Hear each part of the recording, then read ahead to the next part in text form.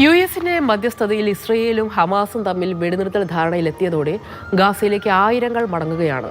Israel ആക്രമണത്തിൽ ആകെ തകർന്ന ഗാസയിൽ വീണ്ടും ജീവിതം കരുപ്പിടിപ്പിക്കാമെന്ന പ്രതീക്ഷയിലാണ് തിരികെ എത്തുന്നത്.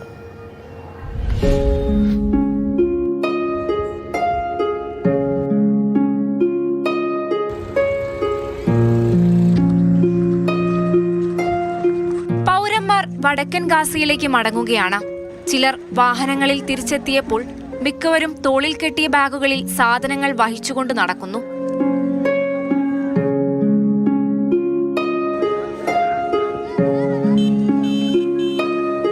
പല വീടുകളും തകർന്ന നിലയിലാണ്.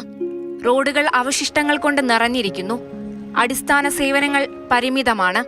തകർന്ന കോൺക്രീറ്റ് സ്ലാബുകൾക്കും വാഹനങ്ങൾക്കും അവശിഷ്ടങ്ങൾക്കുമിടയിൽ സ്വന്തം വീടുകൾ തിരഞ്ഞു നടക്കുകയാണവർ.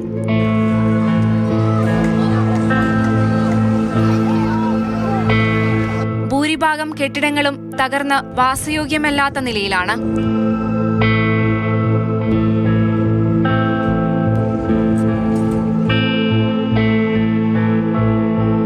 അതേസമയം ഗാസയിലേക്ക് കൂടുതൽ സഹായം എത്തിത്തുടങ്ങും.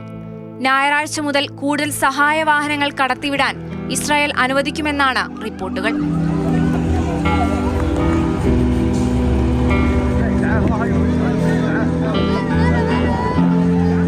News desk, Mathrubhumi news.